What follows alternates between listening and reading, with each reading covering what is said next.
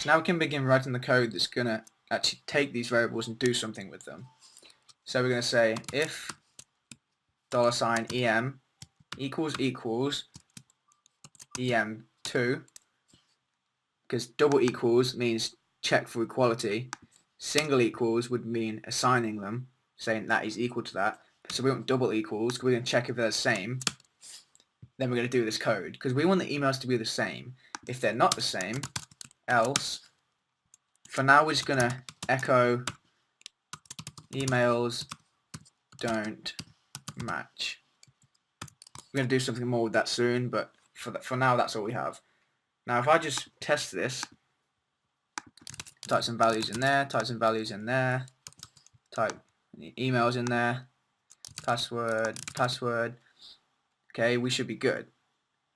But if the emails don't match, so I take a letter out now, they do not match, when I register, we should get that message we typed in, emails don't match. Just to show you it works if they do match.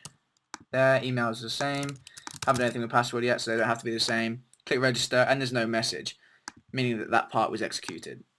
So in here we're going to say check if email is in valid format. Because if you remember down here where we said type is equal to text, type is equal to email or password, that modifies what values these forms are going to accept.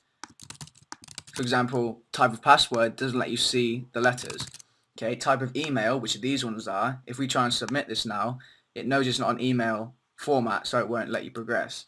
If we put an @.com, and in here we put the @ in .com, it will let us through. Although the emails don't match, but you understand. However, with that check, it seems to let through, if I just show you, it seems to let through this. Notice how we didn't even put a .com or .co.uk or anything like that after the email, which all emails have, but it still let us through because it had the @ sign followed by some text. So we're now going to check that manually ourselves in here, that the email is in a valid format. Give some space. We're going to say if filter var, and inside those brackets we're going to put em, which is our email variable, and inside here in all caps we're going to put filter underscore validate underscore email. Filter validate email. Okay, this is going to check that it's in a correct email format before we continue. So we can now say else, oh I'm still in all caps, else, curly brackets, and for now we can just say echo invalid format and semicolon.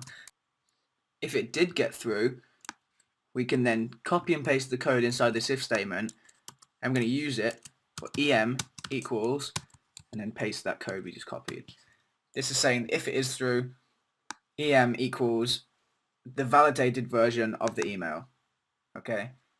If that doesn't make too much sense to you right now, just go with it. You'll probably understand it soon.